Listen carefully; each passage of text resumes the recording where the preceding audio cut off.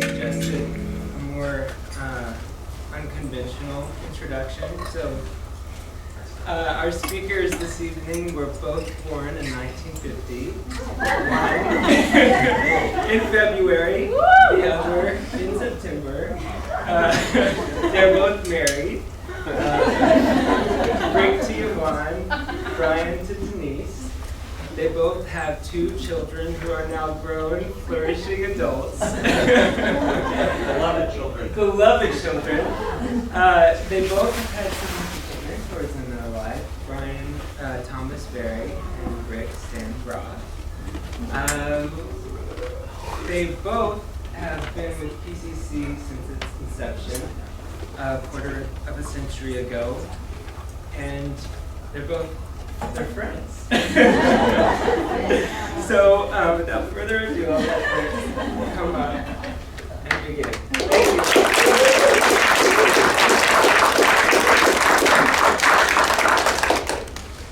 Thank you. Thank you very much for that introduction, Ashton, for memorizing it.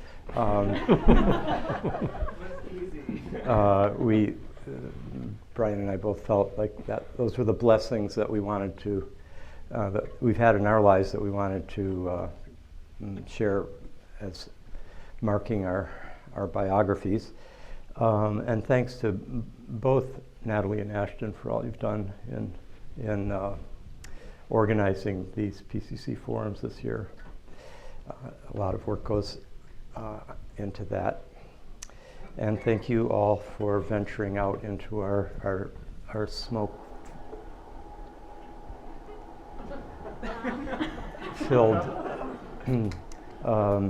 Bay Area with our inversion layer just like a lid on top of us here. But of course, our thoughts are with the tragedies of the great fires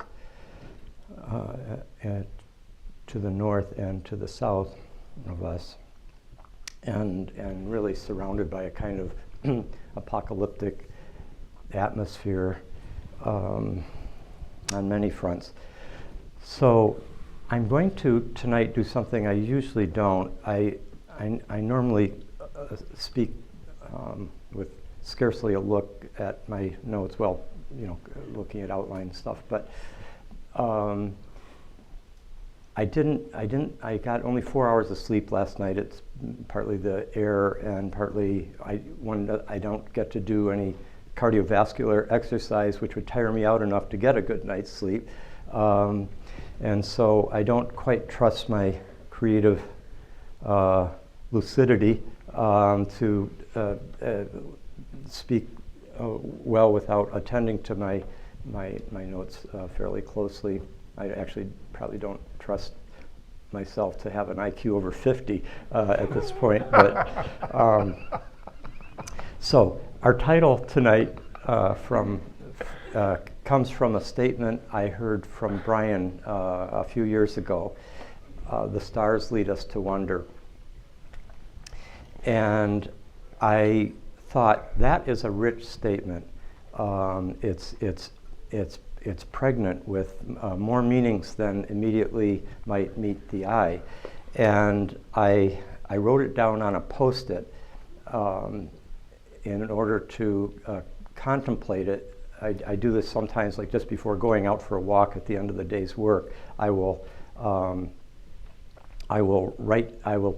take a Post-it that I've written down some idea or statement that I found evocative, and just look at it just before I go out, so I can kind of contemplate it as I'm going for my walk.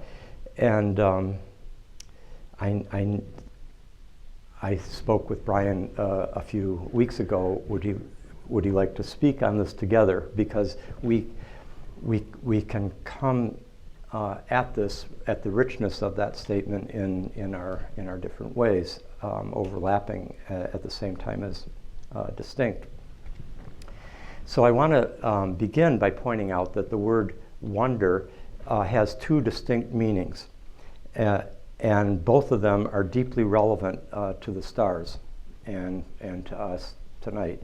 The first meaning of wonder would be as in, wow, awesome. And the other meaning of wonder would be more like, I wonder, how'd that come about? You know, what am I seeing here?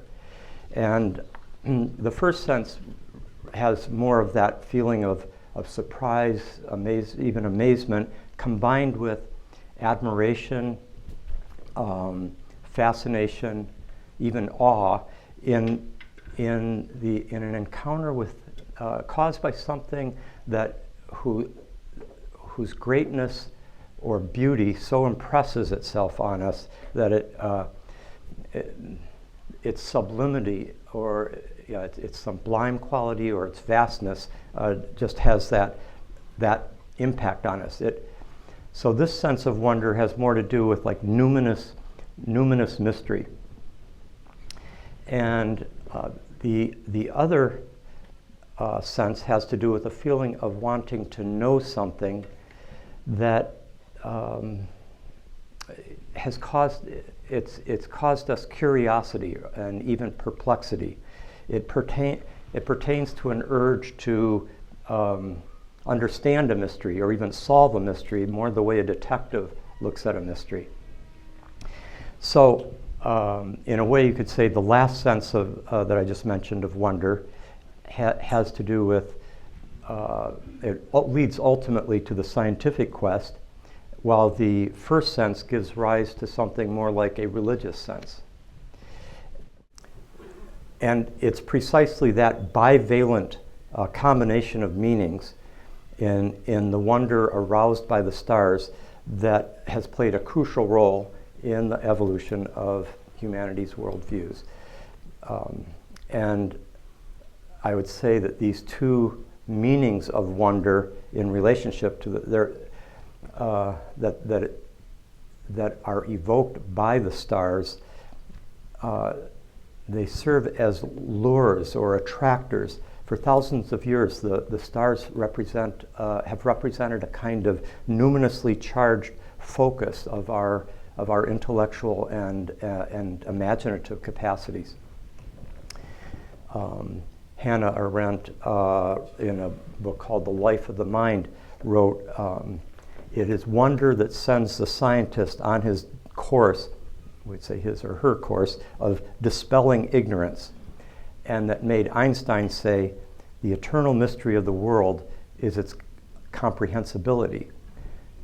What's interesting is the first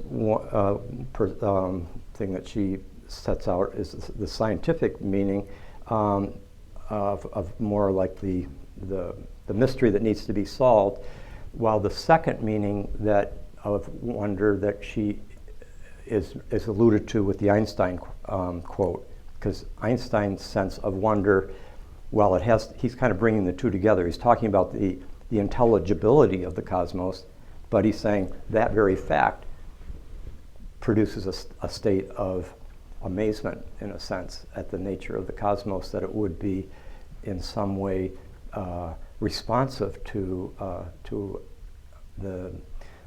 our intelligence.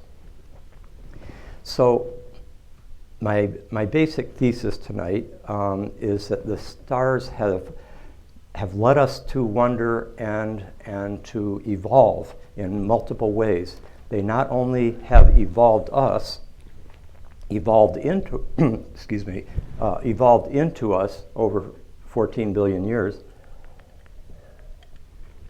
They have, at each major transition of human evolution, from tribal or hunter-gatherer primal societies to the great archaic civilizations, and then the transition from the archaic to the axial breakthrough, and then to the great modern revolution, and even from there to the postmodern. At each of these stages, the stars play a crucial role. And the stars, they lead us to wonder, but they also lead us to the archaic, to the axial, to the modern, and to the postmodern. So I think we can start by recognizing just the degree to which the stars helped make us human, in the sense how we observe, how we reflect, how we measure and record, how we model things, how we create paradigms, how we perceive gods, cosmologies, metaphysics, our whole symbolic consciousness, intimately intertwined with the stars and our relationship to them. The stars, they draw forth a series of new cognitive capacities and new cosmologies at each of these transitions, and that these capacities and these new cosmologies are intimately intertwined with new moral sources and capacities. In other words, the stars not only lead us to wonder, they lead us to these various enormous transitions in our cultural evolution and worldviews. They also, I believe, in very complex and subtle but decisive ways, I think they lead us to the good. So we would, if we think back at the very early stages of our humanity, Homo sapiens, we'd say the stars lead us to gaze, to look up, to imaginatively climb, ascend, transcend, to look from above down upon us, to admire and feel awe, and to, in some sense, aspire towards, in some inchoate but instinctive way, towards the stars, towards the infinity that they represent, and they lead us to wonder about, to compare, to calculate, to articulate and make records, to develop our what Bella calls craft literacy, the early forms of literacy that the major civilizations about 5,000 years ago developed, very much relating to tracking the stars and tracking stars and planets, because they were divine. They were, in some sense, either emanations of the gods, or they were abodes of the gods. They were they were the numinous divine presence. They represented that presence of these astral powers in human life. And if you think now of the great earliest civilizations, how astrally they were oriented, just the enormous, the monumental architecture that they established in an unprecedented way. The pyramids in both hemispheres, the ziggurats, and at the same time that they were. So at the same time that the archaic experience of the stars was producing it was allowing us to see the movements of the gods and to interpret their will. At the same time that was happening, the stars were also catalyzing our cognitive development, our capacity to rigorously articulate in a form that would be read by others and that could be passed on generation after generation. External memory systems, as Merlin Donald calls it. This might be a good moment to bring out the double meaning of one other word in that phrase that we get from Brian. The stars lead us to wonder. What's the nature of leading? The leader focuses attention, as I am temporarily focusing the group's attention right now for the moment. Or and we would also say that the leader can focus intention. So both attention and intention, these very early developing capacities in animal evolution that come to such a intense form in human beings.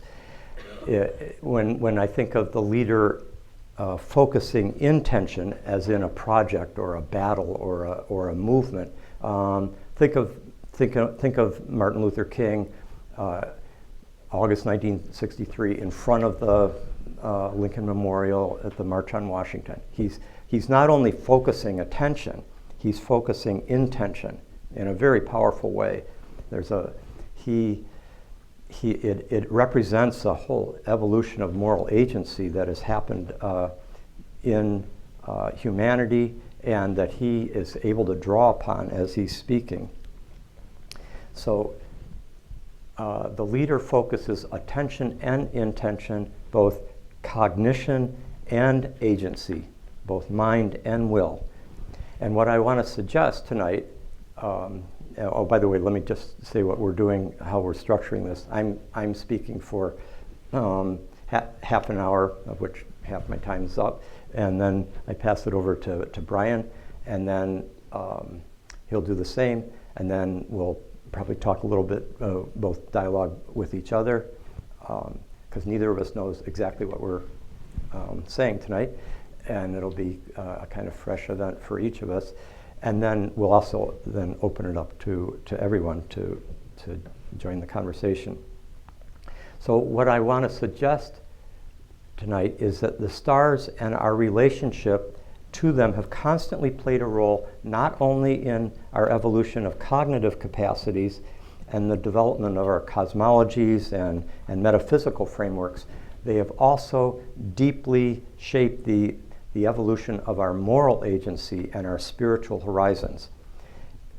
Modern philosophy and science definitely recognizes the first role of cognitive advance and shaping our cosmologies and so forth. Modern science and philosophy does not generally recognize the second. The moral dimension of our cosmic horizon has been occluded by the very nature of the modern mind and its disenchantment of the cosmos, and you could say that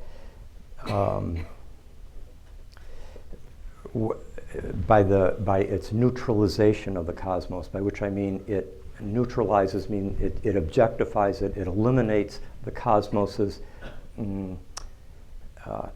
autonomous agency. Like we human beings have agency for the conventional modern mind or mainstream modern mind. The universe, agency, moral aspirations, an interior spiritual dimension are not seen as part of the cosmos. What I'm also wanting to emphasize, and this may be the most, surprising thing that I would say, is that even this disenchantment of the cosmos has had moral consequences, some of which have been and are very problematic, no surprise there, as we breathe the consequences of our objectification of the cosmos, but some of which of these consequences have been very important to us as to who we are in the very best sense. Not only did much of the scientific knowledge that has inspired Brian's work and all modern scientists, including the environmental scientists or who have been helping to awaken the our civilization to what's the state of our planet. But I believe that disenchantment by the modern mind of the starry heavens also have played a role in shaping, in defining some of our defining moral and spiritual capacities as modern and postmodern human beings that are noble, that are intrinsic to who we are. So I'm wanting us to recognize that the stars lead us to wonder in both senses, both a field of intensely stimulated inquiry and cognition, but also as this domain of awe-inspiring numinosity. So let me, in 5 minutes, do a quick thing with the board here. So if we think of the primordial sense of the human relationship to the universe, we would say, lots of you have done courses with me or are familiar with this diagram. So here's the porous self in the larger world. That's why it's a dotted line. And then here's where the spiritual and moral dimension, and where intelligence and agency, purpose and meaning, soul and spirit pervade the world, pervade also the human being. There's not a sharp differentiation between them. And in terms of this, of the location of these sources, it's very the land, the water, the spirits, the ancestors, the upper world and the lower world are all intimately, closely intertwined. There's a hovering closeness of myth, as Robert Bellah puts it. And by contrast, when these powerful archaic civilizations emerge with their pyramids, which is supposed to be a little bit more horizontal, of social hierarchy that's divinely sanctioned, with the pharaoh, the king at the top, the high priest and so forth, and the starry heavens and the realm of the gods has started to kind of elevate and be distinguished from the world is still enchanted, but there's been a concentration and an elevation of the divine power into the astral gods, with which the king, the pharaoh, and the higher levels of the hierarchy are in participatory relationship to, and then all the sacred rituals and so forth are mediated through them. Now, by contrast, then you come to the great Axial revolution, where you have an utterly this breakthrough to an experience of the transcendent, with the worlds down here. The human being has a special relationship to the transcendent, but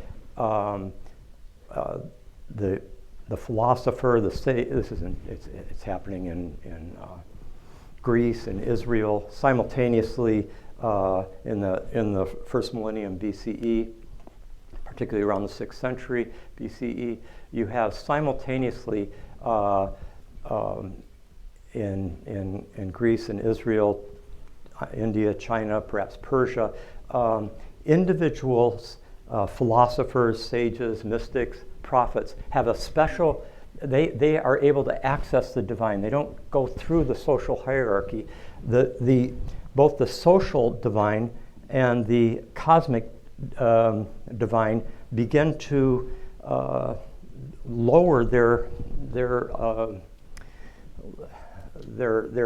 numinous charge, as it were. The sacred is experienced as something that more and more is seen as transcending the world. This is particularly true there's forms of it in certain forms of Buddhism, certain forms of Judaism, Christianity, but I want to mention that I want to give the example of the Pythagorean Platonic tradition in Greece, which continues to hold a strong cosmic sacredness, but and order, but the divine principle, the nous, the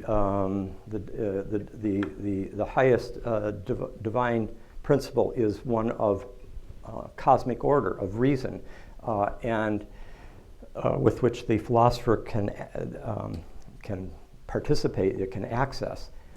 But what happens is that Plato, he has a sense that while this empirical world, the world of our bodies, of our sensory experiences, our passions, etc., is radically inferior to this eternal world here that the transcendent archetypal domain represents.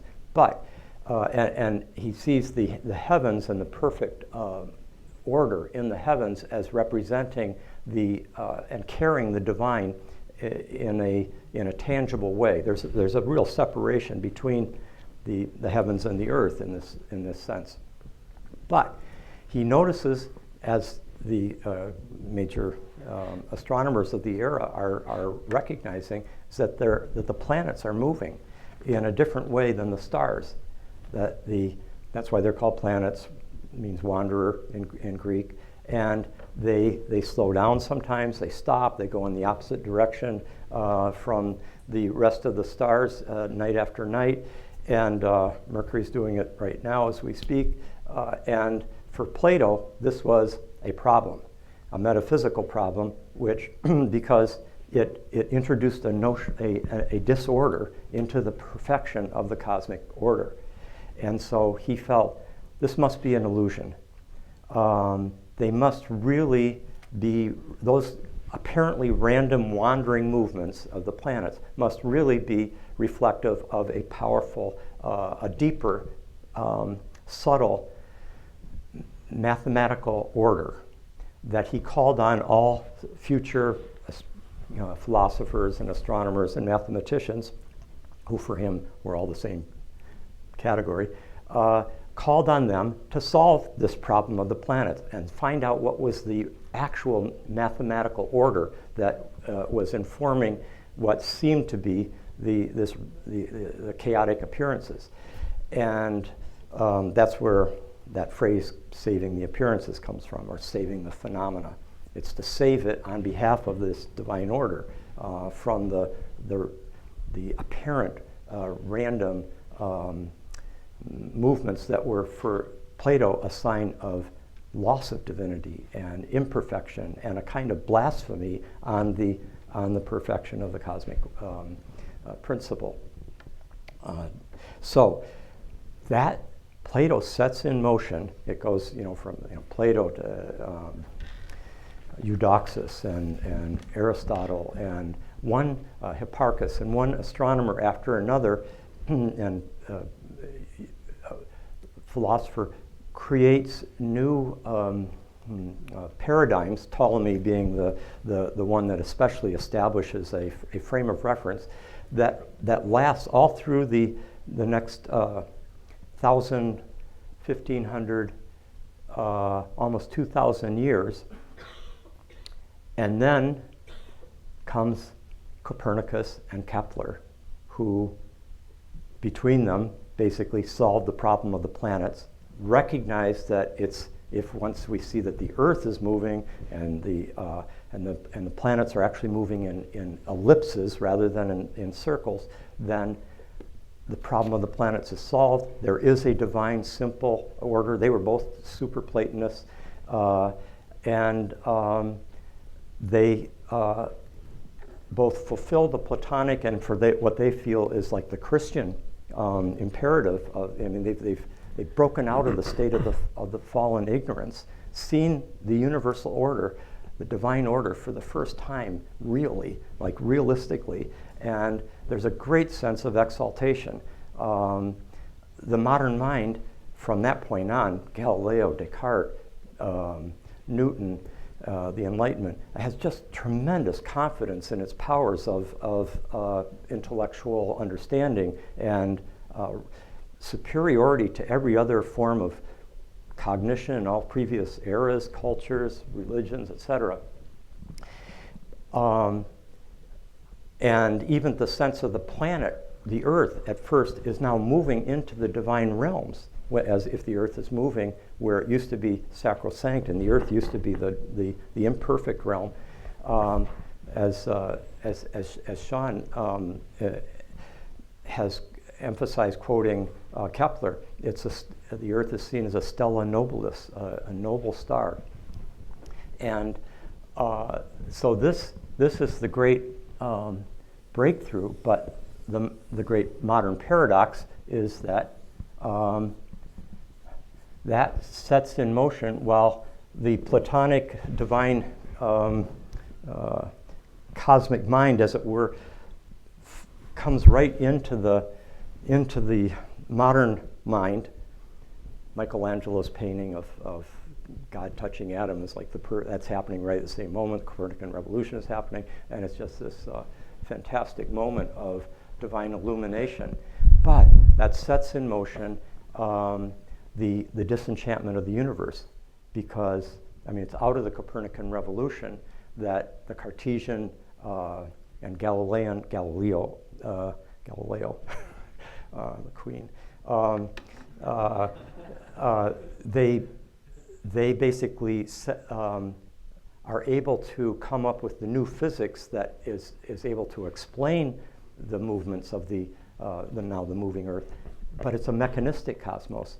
And what happens is that all the previous, many other things were also going into this, the Reformation and its disenchantment of the world, etc. But the Renaissance sense of human power, of creative poiesis.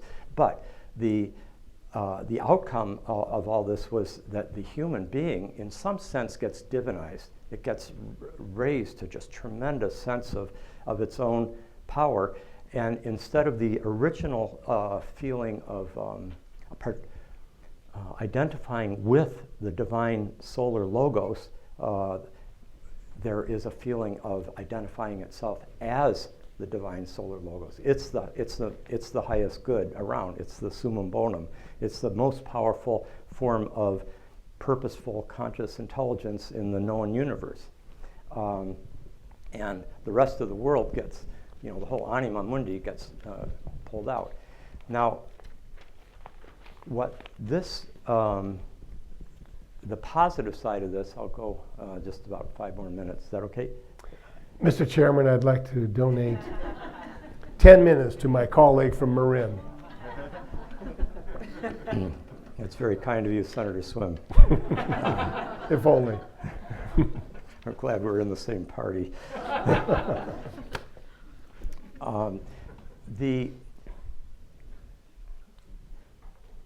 This produces, Jake and I are going to be doing a whole course on this in about a year from now, so I'll just say in like a sentence, it can't do justice to it, but as we're doing a course on the evolution of the modern self, and particularly using the work of Charles Taylor for this purpose. But the basic idea is that this internalization of cosmic and divine intelligence and agency, including the moral agency, into the human being that is emerging out of the scientific revolution and the Reformation and getting extrapolated out of the cosmos and the Earth, and and more identifying it with the sun, as it were, over the Earth, the sun of a brilliant rational insight, that the Enlightenment that illuminates the whole world with its cognitive capacities. That also permits a sense of moral self-responsibility and the internalization of moral and spiritual resources creates, instead of being more intertwined with cosmic determinisms, whether it was the astral powers that were determining our fate, which continued right into the medieval period. I should point out that, and the Renaissance to a great extent, this was very much, that axial was very present in the medieval period too. Think of the great cathedrals and how simultaneously theological and astrological they were, if you go to Chartres, for example, and how those subjects were taught at the universities, etc. But with the modern, you break out of those cosmic determinisms, the astral powers, you break out of the, and you also, you've disenchanted the primal world. You're no longer subject to these, the haunted forest or the I mean, in the negative form that the modern mind characterizes the primal mind, superstitious, projecting its shadow all over the place, etc., its fears. And you also break out of the sense of God's power over the human being. There's more and more a sense that we're on our own here and we can determine our own fate, and our sense of what is good can be, we can direct our lives according to that rather than what the church says, what the king, the sacred right, divine right of kings says, what the society says. Every individual can be morally and intellectually self-responsible. We all have this in us now. That's a fruit of this disenchantment. It comes out of that, and it's precious to us at the same time as we are aware of the great shadow of the hubris of objectifying the universe, the ecological catastrophe, the state of alienation, etc. Now, finally, there's the postmodern sense. There's a great descent. We all know we're in a descent right now, and the descent takes many forms. But you can let me just give you. Here's Nietzsche. Since Copernicus, man seems to have stumbled onto an inclined plane. He is now rolling faster and faster away from the center. Whither? Into nothingness, into the penetrating feeling of his nothingness. And then elsewhere he writes, who gave us a sponge to wipe away the entire horizon? What were we doing when we unchained this earth from its sun? He's using this hyper-Copernican imagery. Are we not plunging continually? Is there still any up or down? Do we not feel the breath of empty space? Has it not become colder? Is not night closing in on us? I could give you, and those of you who have studied with me know, we could draw on all these other people who capture this sense of the decentered, dethronement, alienation, Freud's three wounding blows, Copernicus, Darwin, depth psychology, etc.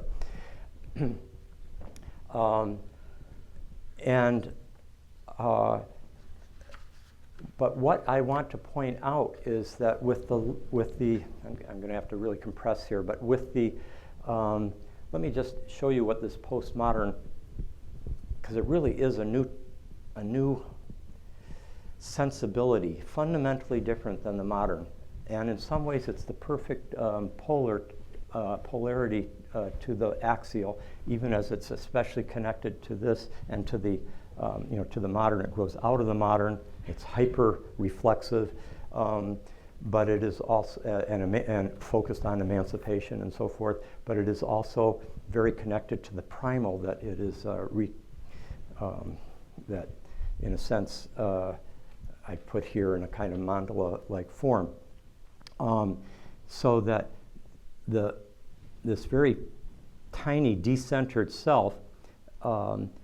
Part of postmodernity is seeing that our knowledge is is projected from within. We don't really see the real world on its own terms. We're always subjectively shaping it.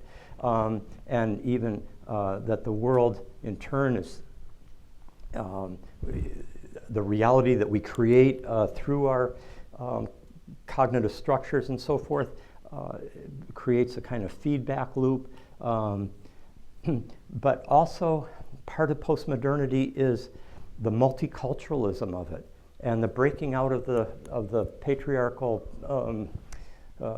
superiority and separation of the modern and axial, with a sense of multiple perspectives, centers, and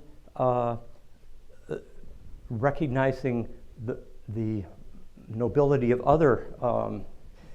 other cultural perspectives and epochs, like the primal, the shamanic traditions, etc.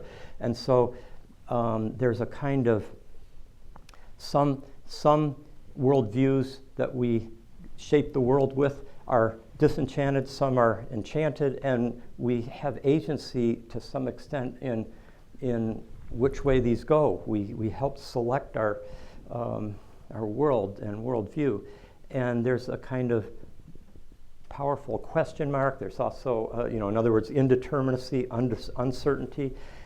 We're also facing planetary mortality. We're facing this whole crucible of postmodern initiation, in a sense, where we are having to face our shadows, death, fallibility, and the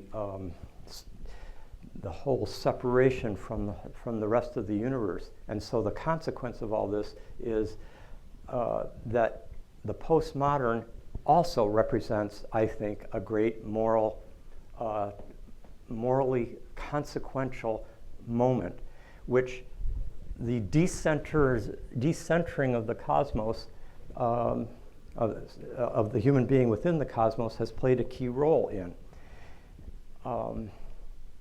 Just as it does any time when we each go through our own private, ego deaths and loss and breaking out of a previous structure, and we have to go through that loss in order to open up to a different sense of who we are. And what I believe in a sense,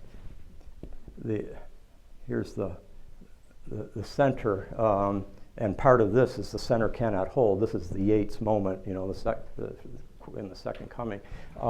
But we are now, I think, coming through a moral crucible and a cosmic crucible, cosmological, etc., that can make possible a participatory relationship with the larger cosmos that would be co-creatively depending on our autonomy at the same time, and recognizing that we are embedded in the whole, and that our cosmic, that our imagination, our intelligence, our creativity, our moral passions are the universe's intelligence and creativity and passions at work in us and through us, that we were forged in some sense in our relationship to the stars at each stage to become potentially partners in a larger sense of what we could call a cosmo-theanthropic reality. And so I'll just end by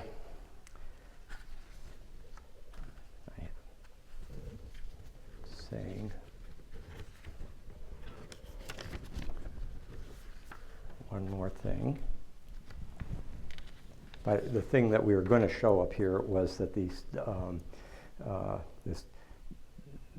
thing about how the stars are not visible at night from the cities, and how what that does in occluding us, eclipsing our awareness of the larger cosmos, and how that is the bright light of our cities and of the modern rational mind has in some sense negated the vast, sublime, starry night. And that too, that darkness is also an essential part of this moral, spiritual transformation. John of the Cross talks about how the divine withdraws from our consciousness in order to put us through the dying to the old person, the old identity, to be born anew. So the stars over 15 billion years have evolved us so that the universe's wonder at the monuments of its own magnificence, that's another Yeats quote, dwells within our own experience. I think the stars lead us subtly in our relationship to the stars, because we're not separate from the stars. We are the stars in human form, as Brian has helped us all see. The stars lead us subtly, complexly, but ultimately, I believe, to the good, like the Platonic good, capital G, which is always evolving in its self-disclosure to us and through us, so that the stars, as transcendent, as numinous, as eternal, or rather timeless in relative to human time, they evoke our wonder, our awe, our admiration, and intimation of the infinite.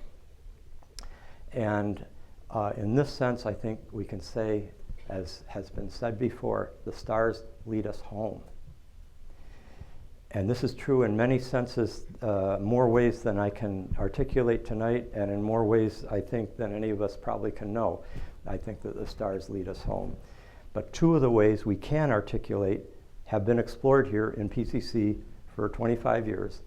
One of them is archetypal cosmology, and the other is that evolutionary cosmology with its soul-imbued sense of wonder in both senses, the scientific and the numinous, that has been eloquently taught by Brian Swimme, to whom I now hand over the podium.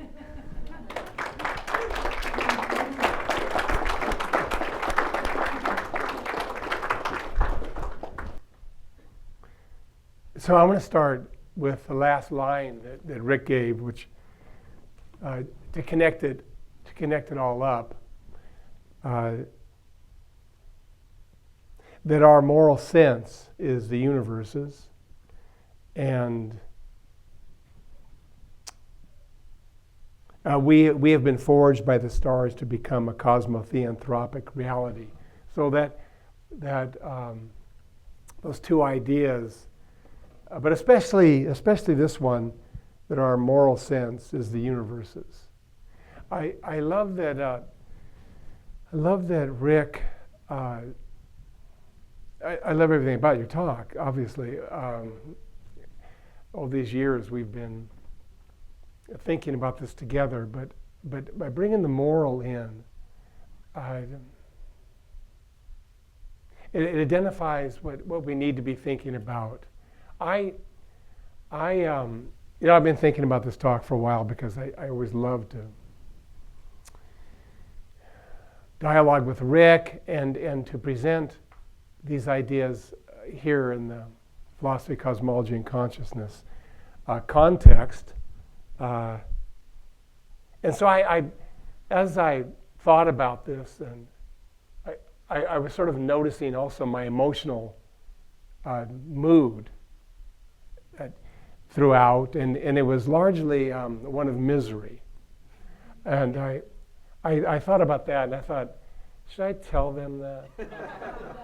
And I thought it'd be so out of character for me to talk about how miserable I am, right? And then this was in the bathtub, and I thought, why is it so hard? Why is it so hard? And then as I said that to myself, I thought, Brian, don't try to answer big questions like that. Try to focus on what you know. But so I don't have an answer, but I just wanted to bring it up. It's just so hard. I remember when I was younger,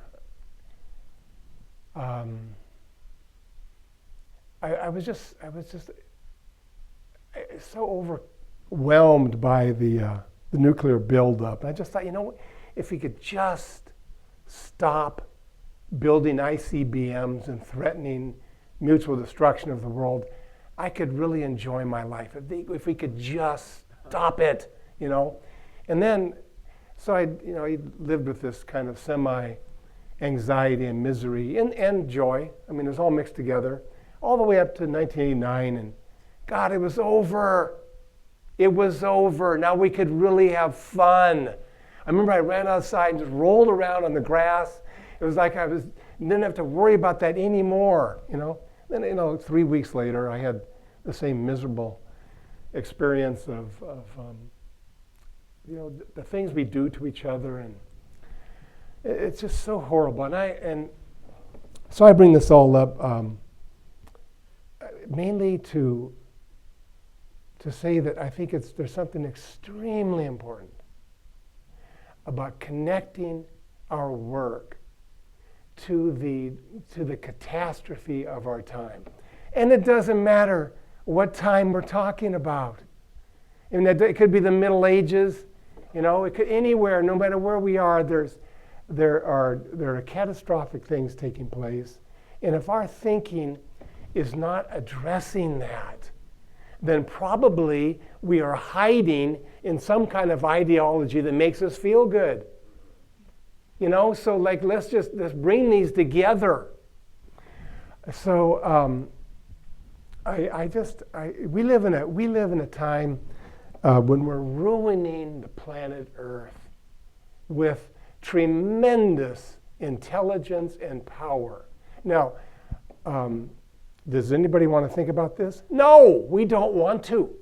We don't, right? I want a glass of wine, all right? I want to watch Suits on TV. I want to do anything but think about this. But somehow or another, we have to find the moral strength to take it in and not be paralyzed by it, not give up, but find some way to address this, that we live on a ruined planet. It's not going to be ruined in the future. It's already ruined, and it's going to continue. And so what do we do about that? So I just think it's extremely important to live in a world that is clear about the difficulties. And that's one of the reasons why I so appreciate Sean Kelly. Sean and his teacher, Joanna Macy, will never allow themselves to be lulled into a feel-good pretense about our moment. And in other words, we rely upon one another to carry the whole together. And so I hope that our thinking here tonight, that Rick and I and you together, that our thinking here tonight is going to make a difference to our situation. That's sort of my hope. So I'm up here praying now that this might happen. Okay, that's enough. So I wanted now to tell you, I thought, okay, next point is to talk about, to pick up on Rick's fabulous story about the way in which the stars have been fundamental to our, in his words, our cognition, developing our cognition, and understanding the moral depths of the world, fundamentals. I'm going to start with that and tell you some things about the universe. Here it is. Now, this is something that no previous people knew. I'm about to tell you something. It's new. So we're thrown into the same struggle that the different humans Rick was talking about entered into. They wondered about the stars, and through that they found their way forward. So here we are. We're doing the exact same thing with new knowledge. Every era has new knowledge. The last one that Rick was talking about with Kepler and Copernicus, wow, that brought people out of a whole era. So here's my way of beginning this movement. To compare the Earth, so the Earth to the sun. The Some Greeks thought that the sun was the same size as a warrior's shield. The sun. Just it was real bright, like a warrior's shield, big, it was bright. And now we know something. We know that actually the sun is 1,000,000 times bigger than the Earth. So here's Earth, 1,000,000 Earths to fill up the sun.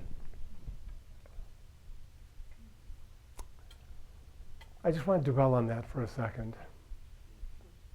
So we get a sense of the size, the magnitude of the sun. It's 1,000,000 times bigger. Okay, just now another star. Okay. YV Canis Majoris. Right? I'd like to introduce you to YV Canis Majoris. Friends, here's Canis Majoris. Are you ready? Here we go. So I had the Earth right here. Then 1,000,000 times larger is the sun. Now we go to YV Canis Majoris. 9 billion suns to fill it up. 9 billion. Do you know how small the sun has just become compared to YV Canis Majoris? Can you even see the Earth? It has disappeared from our sight. It's so tiny.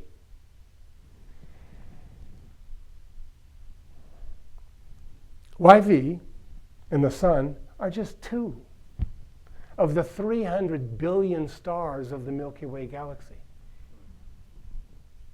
Now you might be depressed by that. I find it uplifting. This little planet that we've ruined, come on, big deal. 200, 300, 400 billion stars. Hey, that's just in the Milky Way galaxy. Are you ready for this next one?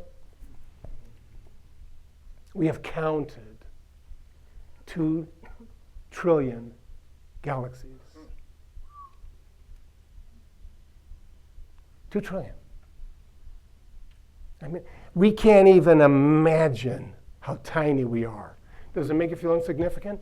Well, I can deal with that a little bit later, but maybe it's good to feel insignificant. Maybe that's part of what we have to do. I think that one of our challenges right now, in terms of the stars moving us to wonder, is to take in the vastness. God, I mean, in classical times, the humans thought that the stars were close enough to, if you shouted, you hear the echo. I mean, they still had difficulties. They probably had taxes to pay, and they probably didn't like each other, but still. That was the horizon. Little tiny, cozy universe. We haven't got that. We've got this thing that just pulverizes us, if you think about it. I mean, I will go out at night and reflect on these things, and I can't even breathe after a certain point. And I think, but that's, somehow or another, that is what is supposed to happen right now. So that is one way to think about the universe. And I want to give you a few more things that we've learned like this, that we have to wonder over, all right? And the phrase that captures this in general is that we have discovered a time developmental universe. That's the phrase that captures what is new about our moment. It's a time developmental universe. The vastness of the size and so forth, yeah, that's new, but that isn't the qualitative difference. So what we've learned is this.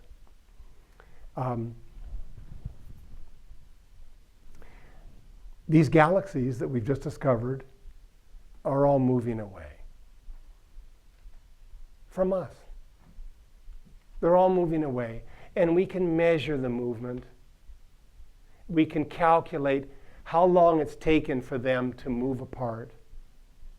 And we arrive at an understanding that the universe that we can see and measure and so forth, like Rick was talking about, that has developed our cognitive abilities to grasp it, is 14 billion years old. Furthermore, we can actually interact with elements from the beginning of this time. We can interact with them. We can measure them. So we know that 14 billion years ago, the universe that we can see was the size of an apple seed. Little metaphor there, seed, you know. But I mean, the point is, it was tiny. Now you can go further, and like theoretically, we can imagine it, we can calculate it theoretically as smaller than an atom. So we have this bizarre situation of a vastness that came out of a very tiny, tiny place. We know then that to exist, to be a human, is to be inside of a developing reality. This is what the phrase means, time developmental universe. We are inside this ongoing developing reality. And it has some strange features. I'm going to give a couple of them and then work towards that statement that Rick made. All right? So what are two of the strange things? One is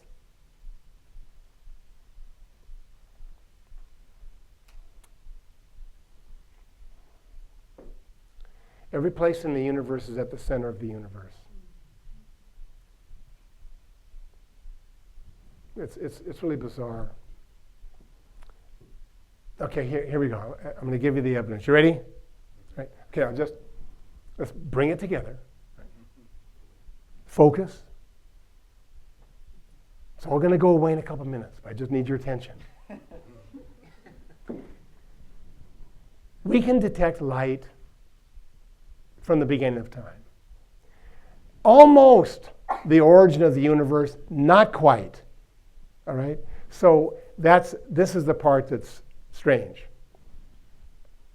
So we see, if we look in this direction, we see light that comes from billions of light years away. And we are looking then, we're detecting, we're interacting with the light from near the origin of the universe. So then we think, okay, then if we want to know what the origin of the universe is, you trace back. Let me just say this. If we look out, we see light that has been traveling for 100 million years, right? And we're looking at a galaxy, say. I'm looking at a galaxy that's 100 million light years away. So I'm looking at light that took 100 million years to get here, right? Am I seeing the galaxy? No, I'm not seeing the galaxy. What am I seeing?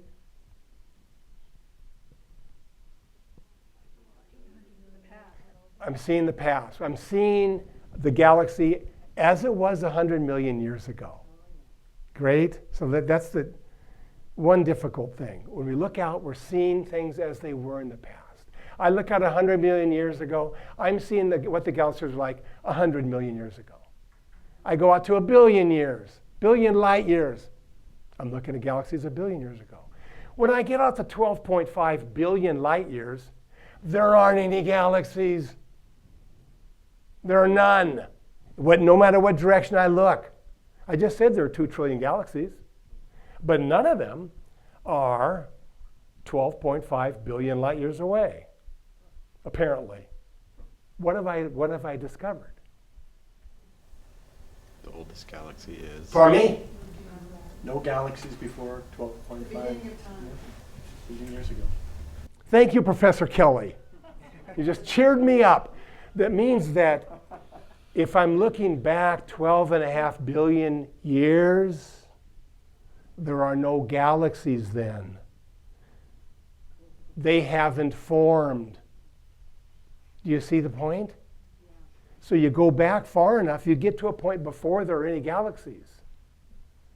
we go further. We get to light that has traveled 14 billion years. And that's what we say is near the beginning of the universe. To be precise, it's 380,000 years after the birth of the universe. But don't get hung up on the numbers and the technicalities. If you look back far enough, you're seeing to the time before there were galaxies. Now here's the bizarre thing. Ready? Let's try it. That light that comes from way the hell out there actually has its origin right here. Okay, now if you understood that quickly, either you spent a lot of time thinking about this, or you're wrong. This is completely bizarre. What do you mean light from 14 billion light years away originated here? Ready for the explanation? Here it is. Universe begins 14 billion years ago, right here. And so I'll take a point that's right next to me, like an inch away. And so in our understanding, in the cognitive development that Rick was talking about, that has come about as we've studied the stars, we have put together, we've modeled the universe in the states. At the beginning, the expansion of the universe is faster than the speed of light. Now, Einstein's theory says nothing can travel faster than the speed of light. There's no traveling taking place here. This is the hard part. What is happening is that space is emerging into existence. Space is emerging. That is why the points are moving apart. They are not moving through space. Space is emerging between the points. The word for this is spatiation. I made that up. So now just imagine, okay, so here's Brian right here. I just said everything emerged from this point. Here he is right here. Here's Brian. I'm a point 2 inches away, and I'm at the birth of the universe. And so light is emerging from me in all directions, right? All directions, including this little directions from here to here. So here's the podium at the center of the universe. And so a photon takes off from me at 186,000 miles a second, right? That's the speed of light. But I'm moving this way 1,000 times faster than the speed of light. So here's the photon leaving, right? Okay, I'm going to slow it down so you can watch it. It's moving like this. This is the kinesthetic part of my presentation. Multimodal here at CIS. Okay, so here comes the photon. And if I was just standing here, it would just get there after, a little tiny bit of time. But I'm moving. So it's coming off. See? Wasn't that great? It moved away from me at the speed of light. What do you mean you're shaking your head? No. Okay, great. Good. So it's moving away from me at the speed of light, but the universe is expanding faster than the speed of light. You can ask any observational cosmologist, mathematical cosmologist on the planet, they'd all agree with this point. Don't talk to a normal physicist, they don't know about it.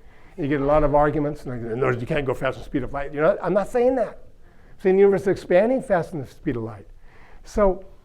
But what has also happened is that as the universe expands, the gravitational attraction is slowing down the expansion. That actually happens for the first 9 billion years. Slowing down the expansion. So what happens then? After a while, the speed of light is faster than the expansion. You see? And so it starts to, even though the expansion continues, it actually makes its way back here. And so here I am, I'm Edwin Hubble, I got my telescope, Mount Wilson, I'm looking out, I go, oh my God, wow, here comes some light from 14 billion light years away. Its origin point was an inch away from you.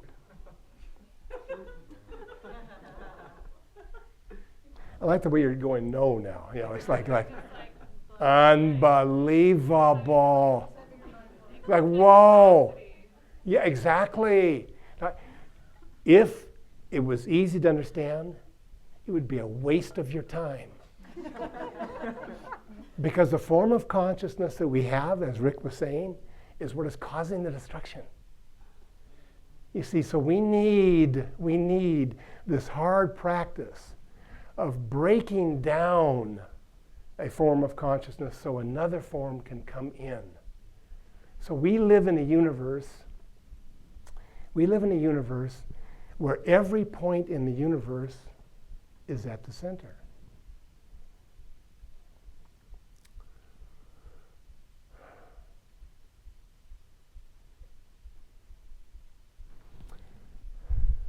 I have utterly no idea why I said any of that. I'm just kidding. I do know, but how much should I just look this over? Okay, here we go. So I'm just going to give you one more fact, and I'm going to summarize the whole thing, all right? And then we will deconstruct each other. Okay, ready? Last thing is this. So the universe, it's blossoming forth, right? And the amazing thing is that it's doing this in a way that enables its potentiality to unfurl. I mean, clearly, look what happened. But one of the truly stunning discoveries, like way beyond the size, Canis Majoris, way beyond that. One of the truly stunning discoveries is that it seems to be the case that from the beginning, the universe knew what it was about. Now, the word "knew" has to be put in major quotation marks. Like major, knew, right? But just to give you one example, a star that's 8 times the size of our sun or larger will, in the course of its development, create all the elements that we know of. Supernova explosion disperses the elements, enabling planets and life to emerge. So, but here's the bizarre thing. The relationship of the fundamental forces has an elegance we cannot understand. So we have electricity and magnetism, we have gravitational interaction, we have the weak nuclear interaction and the strong nuclear. Those are the 4 forces. The weak nuclear is essential for a supernova. If you altered the weak nuclear interaction just a little bit, there would be no supernovas. There'd be no life. How is it? How is this exquisite order possible? Well, I think in this sense, we are touching upon a universe that has agency as a whole. One of the things that Rick was talking about. We're touching upon the idea of the whole being real and not just a conglomeration of parts. The universe is about life and mind in a way that we don't fully understand. But we will. I do believe we will understand it. But so that I just gave you one example: the weak nuclear and supernovas. So when you walk, well, next time you can look up at the night sky. Okay, when you look up and you're looking at the stars, we really are the first people to know empirically that what we're looking at gave birth to us. We know that empirically. I don't want to put down anybody in the past. I'm just saying this is part of the adventure of being human. We know the stars gave birth to us. They gave birth to the consciousness we are using to know they gave birth to us. It seems to be the case that the very structure of the universe is such that it would give birth to beings that would know the structure of the universe. we can summarize this phrase in different, we can summarize this situation in different ways. Here's one way. When we look out, we see that which constructed the within to understand the without. That's one way to understand. Here's another one. When we look out, we are looking at that which is looking.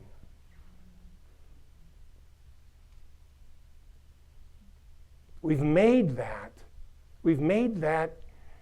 breakthrough in understanding. What we know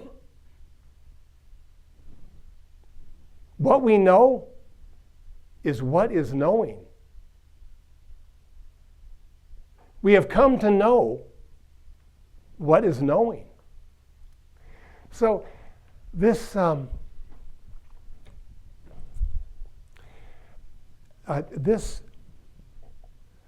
this form of consciousness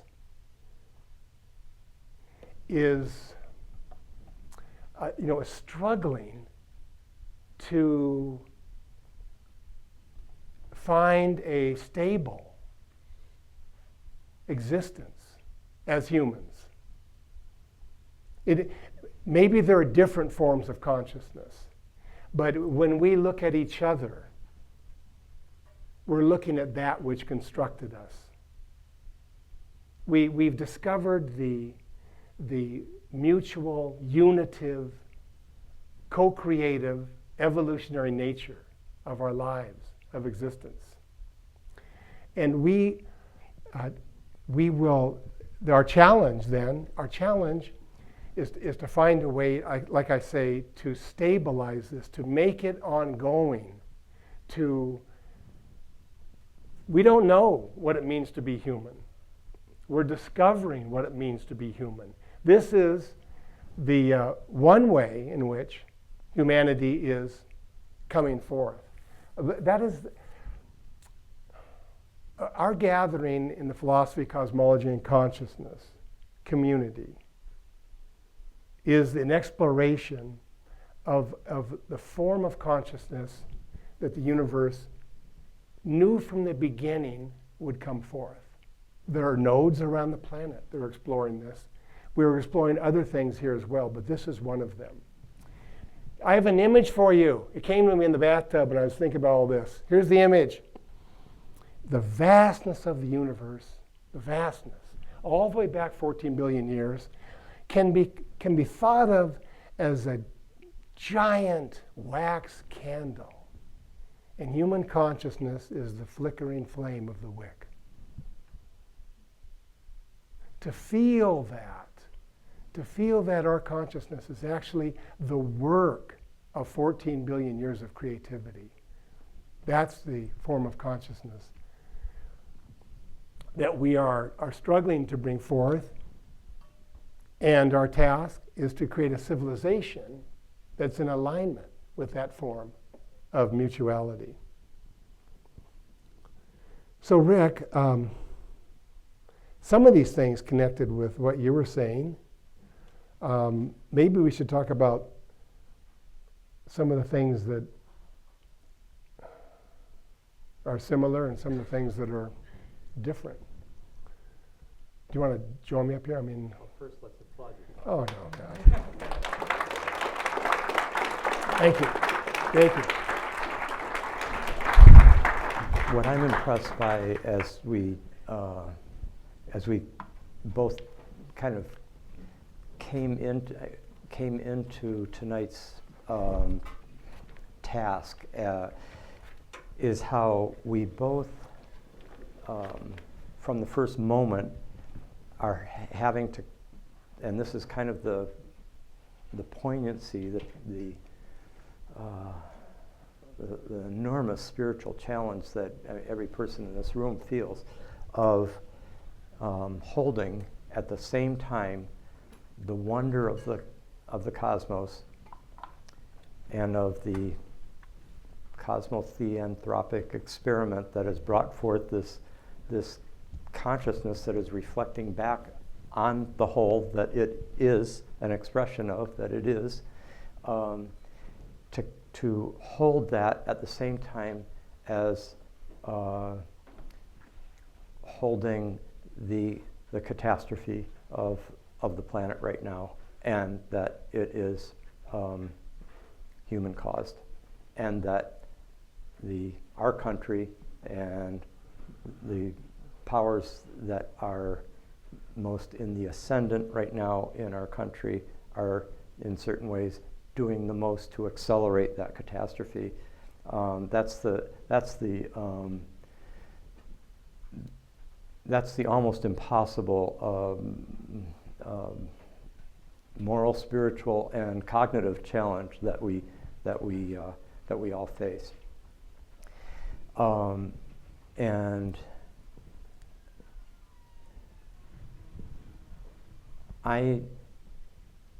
maybe I'll just say one thing about how I try to held that together, and I have some thoughts about how you were synthesizing those simultaneous stuff. I would love to hear more. In my own mind,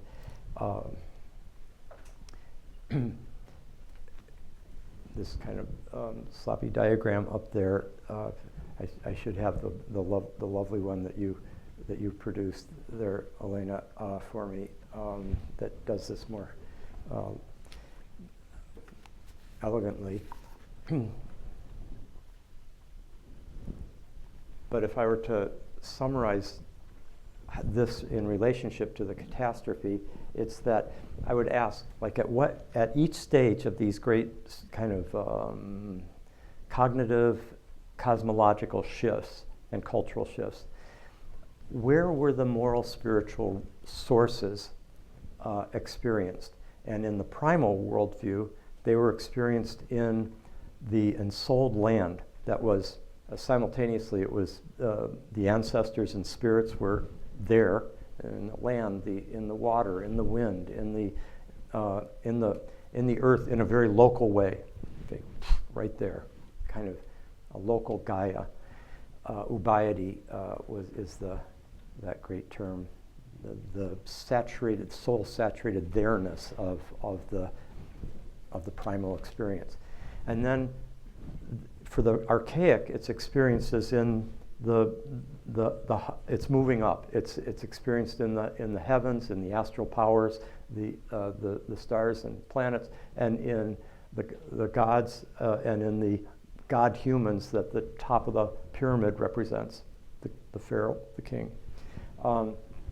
Then it's experienced in the utter transcendent, the supracosmic, as well as the cosmic order, but even the supracosmic. Then each one growing from the next in a very carefully calibrated evolution. Then it's experienced as inside the human.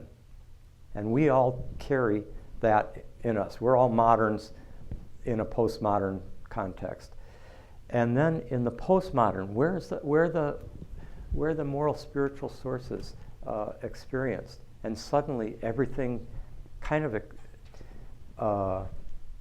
is getting pulverized, to use your term.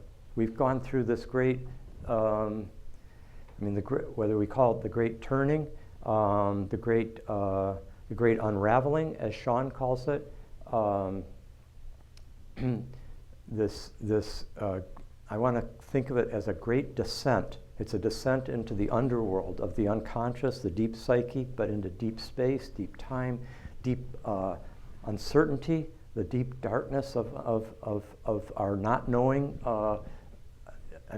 In many ways you've emphasized what we know as never before, but the more we know, as Edgar Morin says, the more we realize we don't know. The penumbra of our ignorance keeps expanding with our increased light of knowledge.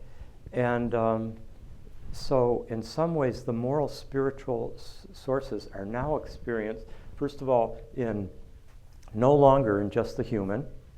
How many people now take spiritual and moral nourishment from the redwood trees and from the whales and animals and from the cosmos?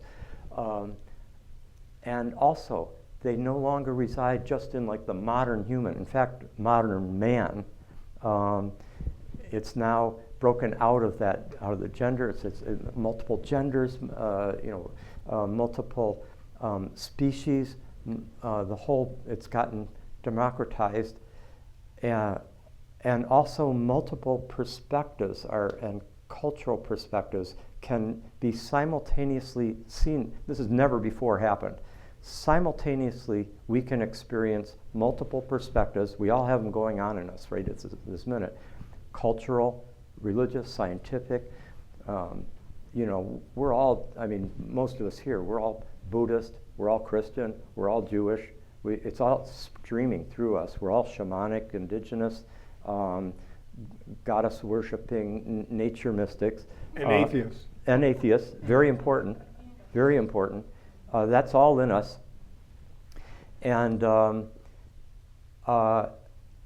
never before have multiple perspectives been able to be recognized as simultaneously valid and simultaneously englobing each other. Like, that's amazing. But like, we can look within one cosmos, as it were, cosmology, etc., and see. So, and then we can see it from another perspective, and then that other one is within the other one. Yeah. And those are simultaneously valid, and there's a lot of those going on inside each of us, and then there's all of us are in relationship, etc. So, and then there's also the confrontation with the shadow, and the shadow that's part of the great depth psychology descent, is that we're recognizing that shadow, that moral shadow that our modern consciousness has, in its bright light, has created with the catastrophe that is connected to that shadow, ecological, spiritual catastrophe, cultural. Okay, so where I see a potential opening towards being able to hold this tension of opposites that runs right through PCC, that we are simultaneously intended by the cosmos in some way, and at the same time crashing the Cenozoic era on our precious Earth. That contradiction, that tension of opposites we're all holding.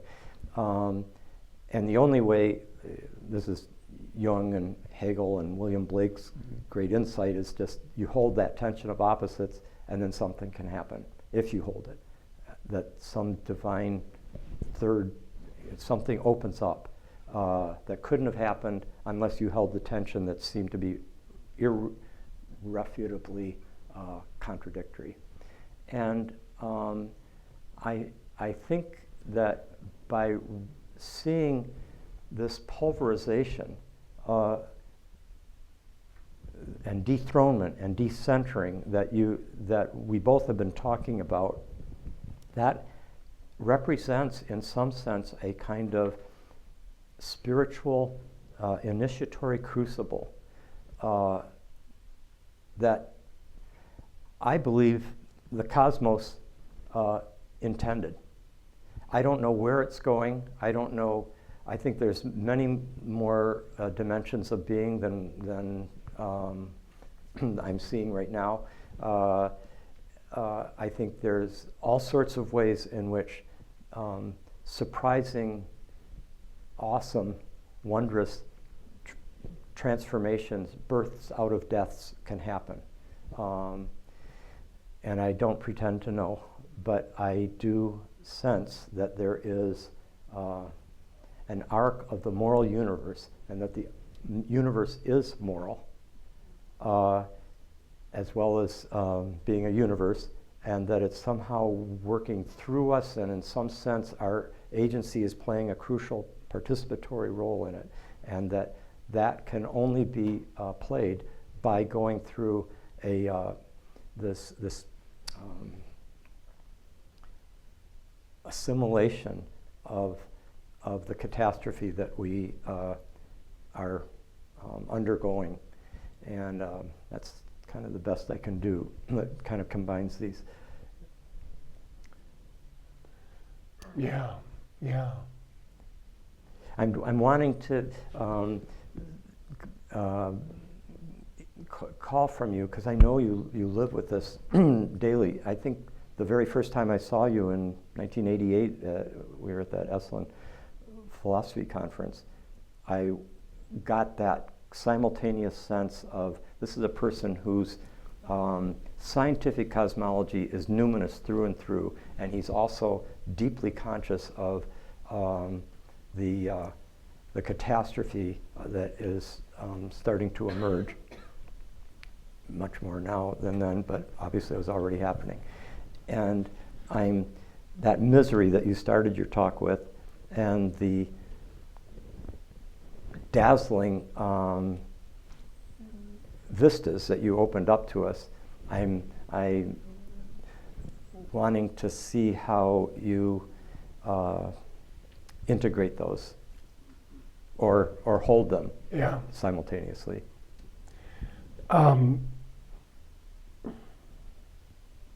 I guess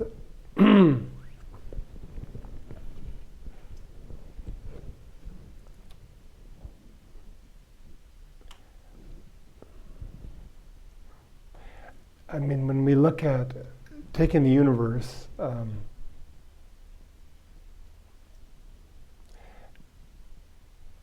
it just seems to be the case that the deep creativity always involves annihilation. You know.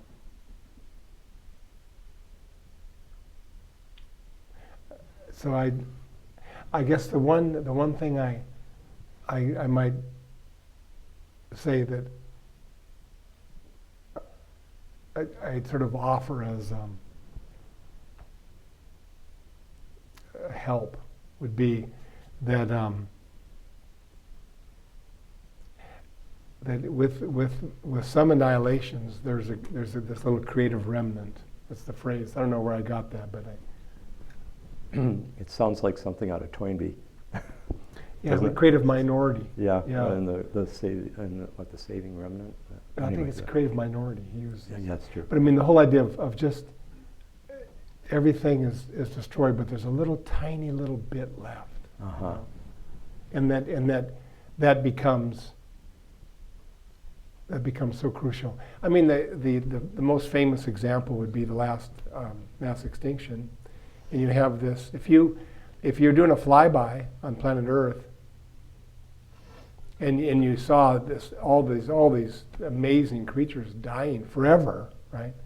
And then you have the little tree shoe, the little mouse, and who would guess that would grow into all the mammals, you know?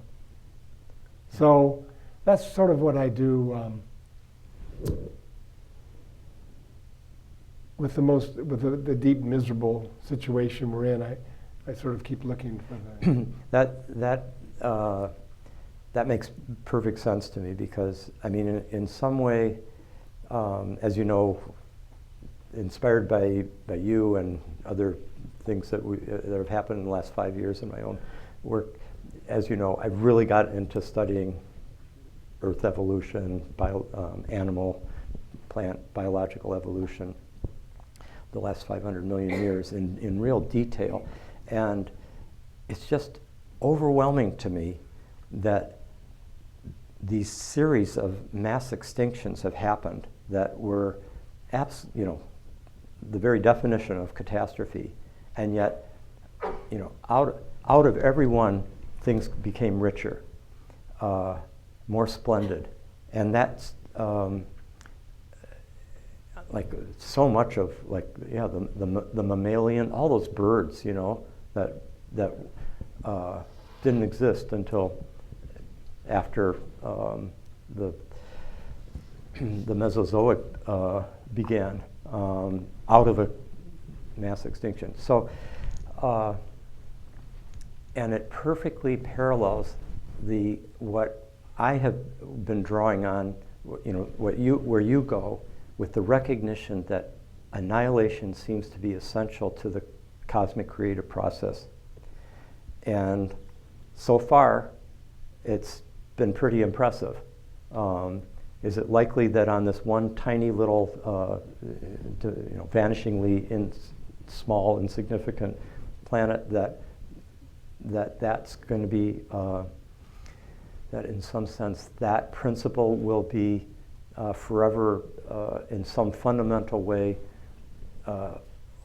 overwhelmed by our stupidity? I don't think so. And so where I'm going with this is that I'm thinking, in my, what I go to is more the depth psychology, psychospiritual annihilation that is part of like the death-rebirth process, so that the very moment when I have lost, I've seen what seems to be complete annihilation, loss, really nothing positive. That's what opens up to the most beautiful things I've ever experienced in my life. And over again, that miraculous transformation in the psycho-spiritual realm parallels the cosmic Gaian evolutionary annihilation and rebirth that you have just alluded to. And in that sense, cosmos and psyche give us some grounds for thinking that at some level nothing is lost. Nothing's at some level much is lost, and yet it reappears in new ways. And I think the materialistic worldview might not give that possibility, but our multidimensional perspective does give that possibility. Yeah, that's nice. I maybe just I'm going to say one last thing before you sort of open it up. Yeah. And that would be, I guess in a certain sense, I wanted to address our graduate students about this. And and this really comes from Thomas Berry. He we didn't argue very much, but we did a couple times, and one was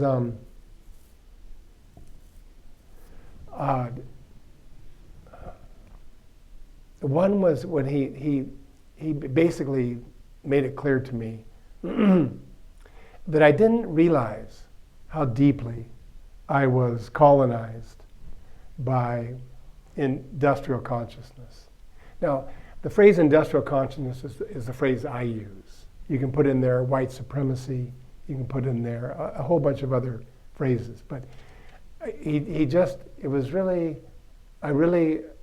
important for me, and I'm just handing it on to you, that I didn't realize how much, going depth psychology, I didn't realize how deep I was truly the enemy, right? And so one of the really great things about living in a time when we're destroying Earth is that you can use the destruction to destroy the layers of colonization that have taken place. You can use it. Just allow it to invade you and to destroy all of those subtle perspectives, assumptions, commitments. Just let it completely hollow you out. And then that's the first thing. Really, it helped me a lot.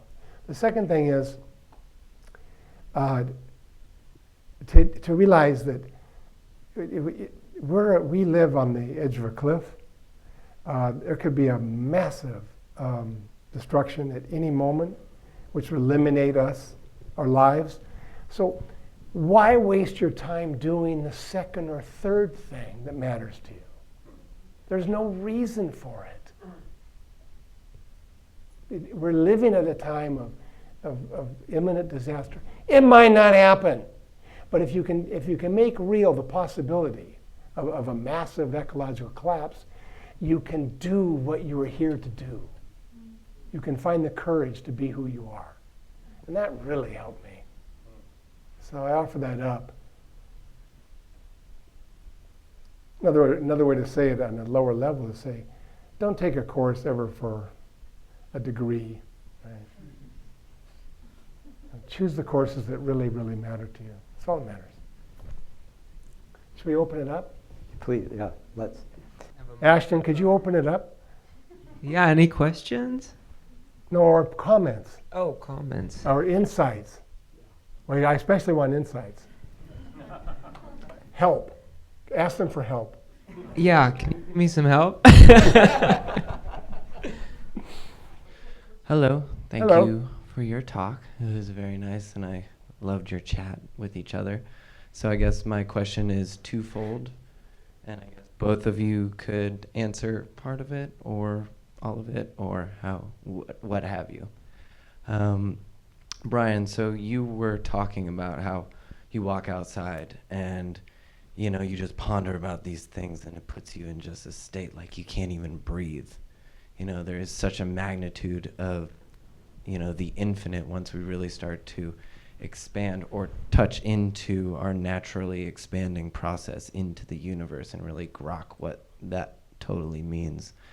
And so I guess towards you, my question is, do you personally have any practices for kind of weaning ourselves back into the infinite and this awareness of ourselves as that? Because for me, I can wrap my head around it, but bringing it down into an actual realized truth in my being seems to be a different process that might take parts, without entire obliteration, which I don't know, you might be about.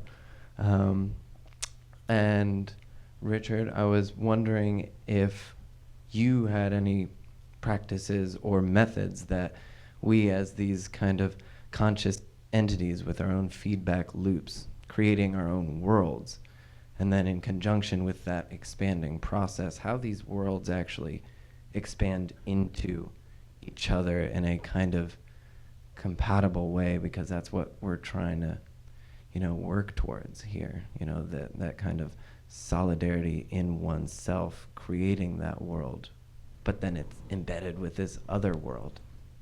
Let me go first, because I can answer really quickly. My practice is writing.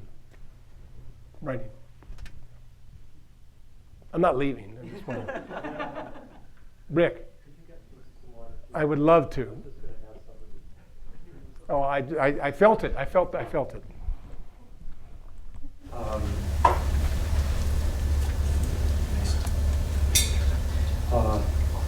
So, at different times in my life, different practices have been more crucial for me, but all of them continue to be in one way or another. But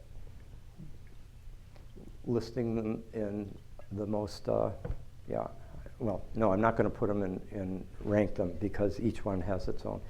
But one is, I used to say, this is back in my 20s, there's the two ways of really pushing that kind of, accelerating, demanding that kind of intense transformational process. The two practices that I found were the most, the uppermost in my life were high-dose psychedelic sessions and being a parent. Those two outranked everything by far. And I would then, in terms of the continuing, since this is just a personal thing, just personal practice, that have continued to be a wider range of psychedelics, certainly, but also the wider range of relationships.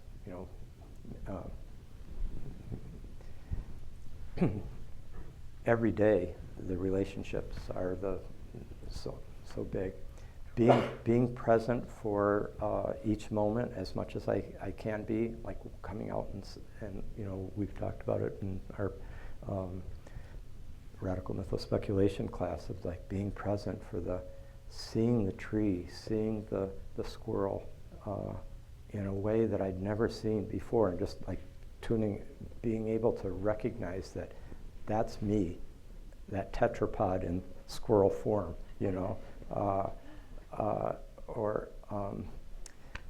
that's me, the tree leaves aspiring, the branches going higher, pulling in the sun, but also keeping its roots. And then really the most, where I feel most zeroed in right now kind of is what Brian's talking about. It's a kind of writing, thinking, research. It's just, I somehow, something over the last 5 years is I feel like living inside me, growing inside me, that I need to give all my, might be 1 hour a day, but my total attention to, and I feel so centered cosmically by it that it nourishes me for everything else that's required by life. So those are the big ones for, archetypal cosmology, astrology, paying attention to these astral powers that these archaic guys, high priests and different diviners saw. That's been huge. I mean, what kind of a cosmos would set up a universe, a solar system, and human history in which every individual, as well as the great collective movements of civilizations, are just so elegantly correlated.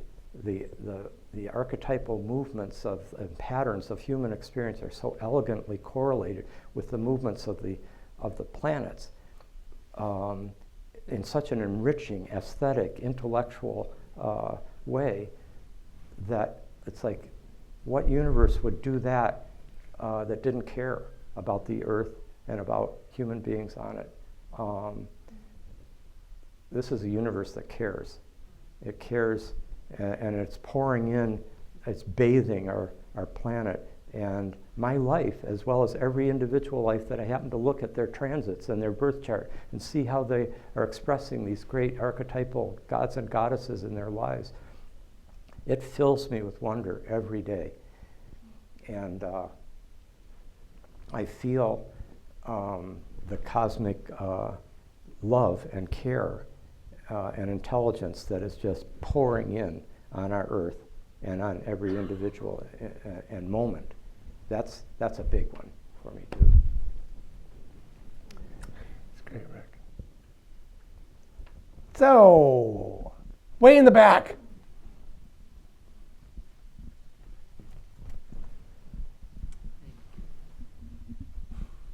Thank you both. You're welcome. Really, really appreciate it. So many jewels. This is for Brian. It's my greed, because I actually feel a little shy. I barely got it, but I was almost crying. Tears were coming to my eyes when you were describing the supernova and using it as a beautiful illustration of how intelligence, or the consciousness of the universe, knew from the beginning by when it's birthing, giving forth these elements that end up creating everything and why we're here. And I just wanted, you were saying something about a weak asteroid, I think. You said something about, was that it, a weak asteroid? The weak nuclear force. The weak nuclear force that was... Radioactivity. Yeah. Okay, I just wanted to hear a little bit more about that, because there's something there that I just wanted, if you could share a little bit more, explain that, because I heard you saying that was the condition necessary for that supernova. Yeah, sure. Okay, let me jump to the strong nuclear, because it's quicker to explain it. Here we go. Strong nuclear. The strong nuclear is the bond between a proton and a proton, or a proton and a neutron. It's what holds together the nuclei of the atoms. So, right, we're composed of atoms, and that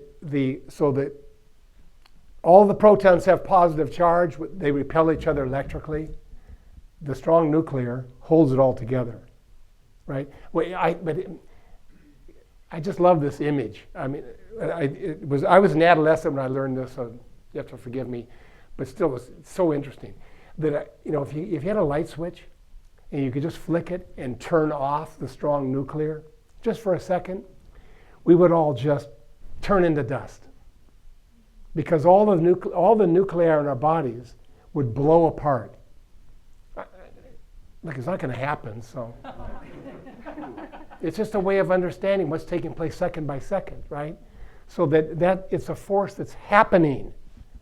It's out in the stars, but it's right here, right? It's happening, moment by moment by moment. If that force were changed by 2%, we've done the mathematics. If you change the force by 2%, there would be no stars. No long burning stars. So just an alteration of that amount. Does that make sense to you? If you made the strong nuclear 2% stronger or 2% weaker, we would be in a universe without supernovas. There wouldn't be life in mind. So it means, this goes back to what Rick was just saying. There's a way in which we live in a universe that has this dimension of, the human word for it is care, right? But there'd be different ways of talking about it scientifically, although care is a great word. And that would be one out of, there are many, many, many examples like that. It has stupefied scientists. And then we have failed to understand this because of the prior commitment that Rick was talking about. The commitment of modern science that the universe as a whole is not an agent.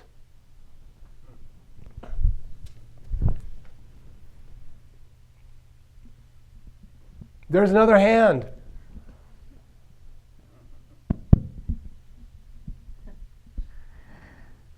Good evening, and thank you so much. So welcome.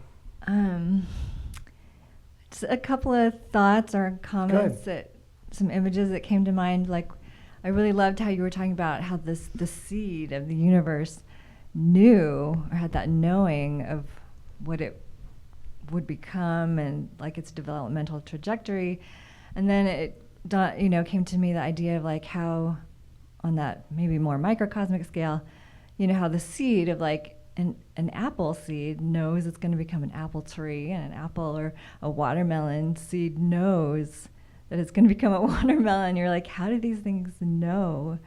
And then they go through all these developmental phases where they sometimes don't look anything like like another phase. And how the universe is, or our comprehension is we're trying to get a grasp on maybe the seed of this universe that we don't even know all the phases that it's going through. But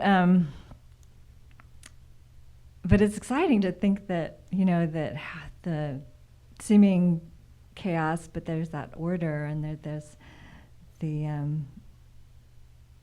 blossoming and that whole process. And then what came up for me with Richard's diagrams is, I think it's because I'm a mom or whatever, but each phase, it just reminded me of, like humanity's consciousness or cognitive development, or not just humanity, but like, that whole sphere. It's kind of like that first one is, like the newborn child being immersed, and it's like feeling connected to, it doesn't have a sense of its separate self from the universe or from the parent or whatever. And then as it develops into being a little bit older, and it has like that social, the sense of self, but then that social, there's that connection. And then as it gets to there was like the Renaissance age, or where humanity was starting to feel like it was the disenchantment phase. It's almost kind of like the teenage, going through the rebellion, and sometimes going through very catastrophic learning things the hard way, and then finally coming to that. So moving from dependence to extreme independence, but then coming to that like interdependence where it's like that multiplicity of awareness and realities, and that it's like this, that the universe, the divine infinite plan or whatever has that That's a lovely summary of the whole night. development Yeah. for human character or consciousness to mature. Ontology recapitulates. Yes. Thank you. That's Yeah. lovely. Thank you. You said it more concisely than we did. We aspire to greater conciseness. Thank you. Sandra! Is that Howie back there? Okay, you're in the dark, but Howie's next. Sort of jumping off what you were saying, we hear the word apocalyptic a lot these days, and it feels fitting to me with the smoke and everything else. Feels faint? No, it feels fitting. Yes. Fitting, okay. Yeah, just yell. Yeah, so the word apocalyptic, I hear it a lot. It comes out of me a lot. It feels really like it fits the times, but I'm curious, in the bigger picture, this is a huge question or just observation. I suspect there are people through history, and Rudolf Steiner might be one of them, who saw and see. This is wrong. Maybe it's you, Sandra. Maybe it's me. What are you doing? That's Electricity in your hand or Yeah, something? it could be. I've been very sappy. But it feels as though what we're going through has been predicted, not in the details, but in the big overarchingness of it. And you've both spoken about that in a certain way. Did you mention Rudolf Steiner? I did mention Rudolf Yeah. Steiner. He Well- happens to be one who I feel had insight. There are many others. Well, Robert McDermott. And the book of Revelation, the actual, what we read there about apocalypse, it feels like there's some kind of fitting, but it is all part, my faith is that it's all part of, and this is exactly what you've been saying. I say this to people all the time, and they look at me funny. I'm like, I just know that we're onto something, and something is going to come. I have no idea how long it's going to take. This is all part of something bigger. Yeah. And I think people through the ages have kind of known that. And Rudolf Steiner might be one of them. So that's Well, not really a I question, was- it's a big observation. Yeah, I hand this over to Rick. 'Cause I don't know if anything needs to be said. Yeah, I yeah. think that's kind Well, of. does Yeah. that That's fit sensitive. with how you see things, or that That's idea, fine. that big idea? That sense of unknowing, some of you who are on the PCC chat know I sent this thing out about how what you've described as it could be seen as a kind of faith, also a kind of hope, and I see those as they're not just spiritual practices, but as metaphysical practices, and that we, through our aspiration for a good that transcends what even we can see as possible, and that a kind of loyalty to that plants a seed in the indeterminate future that can actually reach back into and pull the present towards itself. Kind of teleologically, could you say? And Yeah, pull us except toward that it? I think that in a certain way, I do deeply believe that we are in an open universe. And that while there are there are larger dramas unfolding with a kind of fateful certainty, I also think that's true, but within that, there's also there's an indeterminacy, an openness that is depending on the creativity, that moment to moment, the creativity and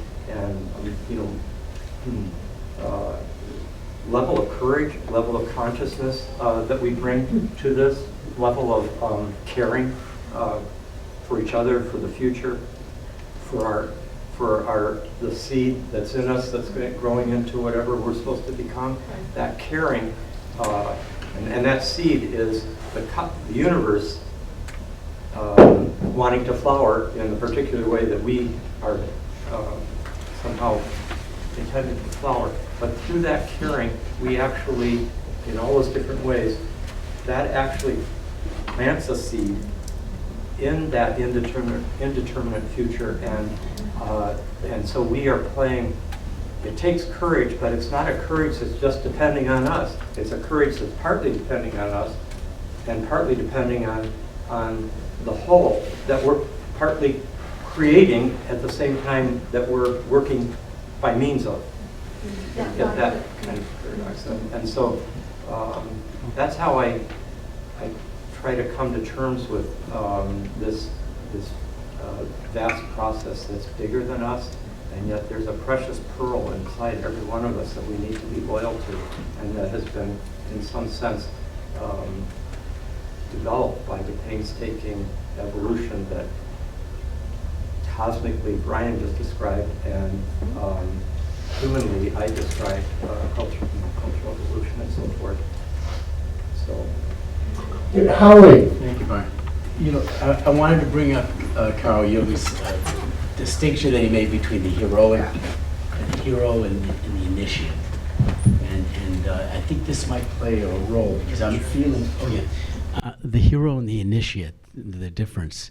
And I get a feeling of late that we're moving out of the hero archetype for sure, the heroic savior, the strong man, the great man leader, all this stuff is getting old.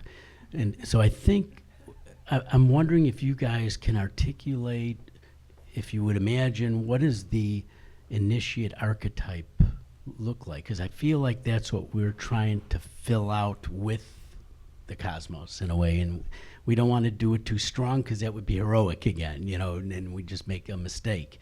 So we're kind of not sure how to move with it, but there's a participatory sense of this initiate archetype that's trying to emerge, I feel, from when I hear you guys speak. Yeah. Well, Rick, we'll talk about the initiate, I hope, archetype. But I don't want to abandon the hero archetype, but I remember going back to Thomas Berry one time. It was at CIS, a different building, but we were having a conversation, and everybody was talking about the hero archetype and Odysseus and various humans and so forth. And then it came to Thomas's turn, and he said, do you hear that bird out there? I said, no, nobody heard the bird. He said, that's the hero of our time.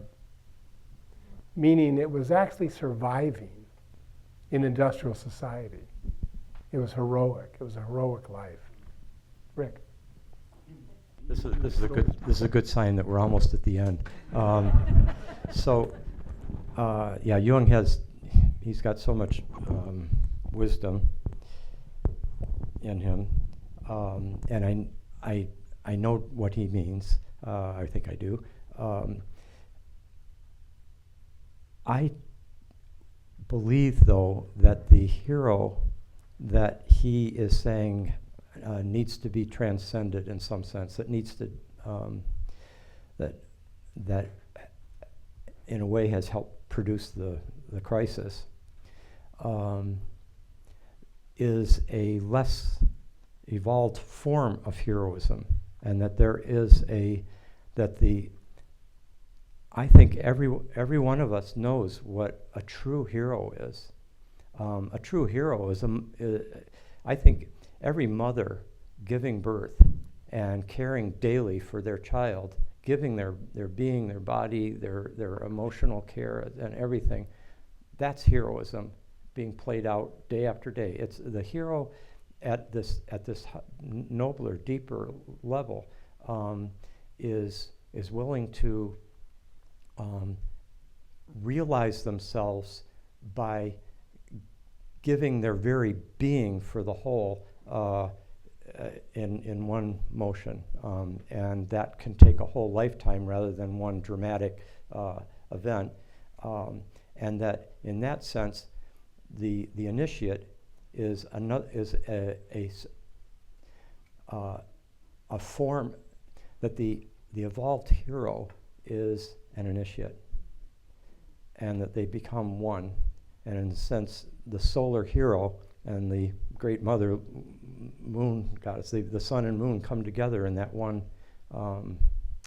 in that hieros gamos, that sacred marriage. So that bird is a hero.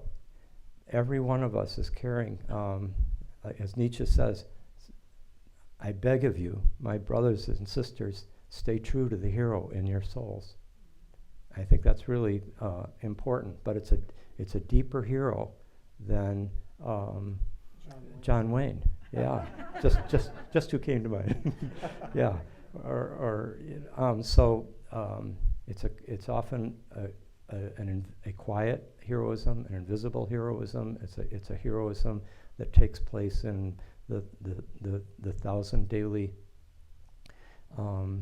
demands and tasks and commitments that we are giving ourselves to.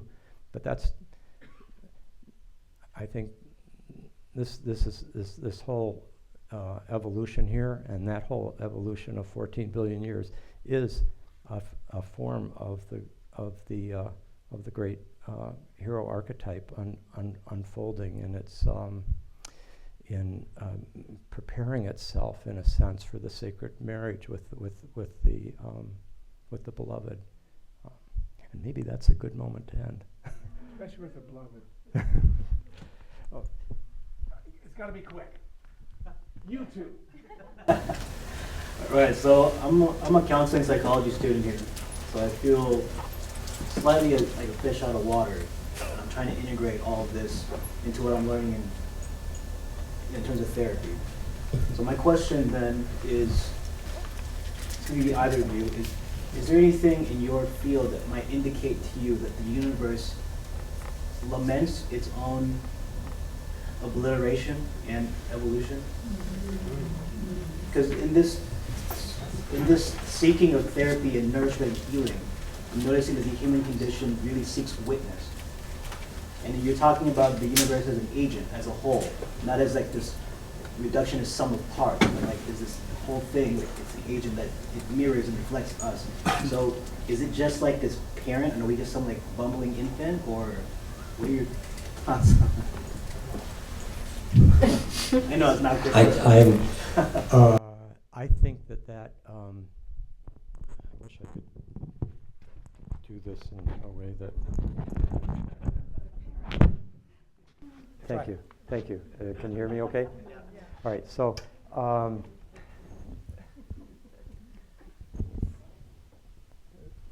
my 4 hours of sleep.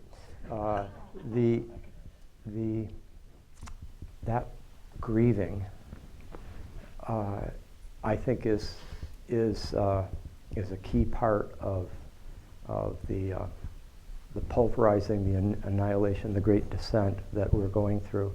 And just as we each have to go through that grieving for the suffering that we've caused others in our lives through our unconsciousness, or perhaps through a possession state of malevolence. I mean, there are all sorts of ways in which people cause suffering. That confrontation with our shadow, and then the grieving, the lamenting, for what's happening to the earth, for those who suffer. I mean, I can't keep up with what's demanded of me, but I aspire to open my heart in that direction, and I think the universe does grieve in the same way that the mystics talk about the divine suffers in us and grieves every loss. It's not there's There's the joyful mysteries, there's the sorrowful mysteries, and there are the glorious mysteries. And the glorious mysteries require the sorrowful mysteries. May, you get the last word. Okay, it's not a very good question. No, don't say that. This is the culmination of our aging, man. Okay, perfect. So I'm curious if it is the case that our modern industrial consciousness has created a society that has led to the ruin of our planet. If at the societal level we were to adopt this new framework for our existence, kind of grounded in the way, the picture that you create of the universe and our existence as part of the universe, what do you envision that society to look like if we adopted that story?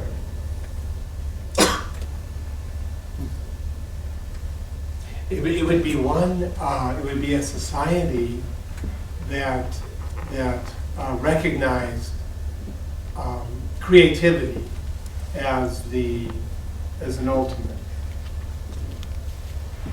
And it would be a society in general that would be built for the enhancement and evocation of beauty.